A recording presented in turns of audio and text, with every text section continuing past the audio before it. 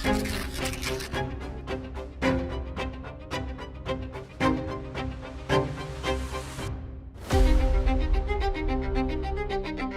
কি সেই বাংলা যেখানে রবীন্দ্রনাথ ঠাকুর লিখে গেছিলেন, চিত্ত জেতা ভয় শূন্য। আজ চিত্ত নয়, আমাদের মস্তিষ্কটাই ভয়ানকভাবে শূন্য হয়ে যাচ্ছে। পশ্চিমবাংলার বর্তমান সোশ্যাল মিডিয়ার ট্রেন্ড দেখলে আপনার মাথা হেট হয়ে যাবে। আপেল আপেল আপেল আনলিমিটেড তরকারি করে পড়ছে। পড়ে গেল বন্ধুরা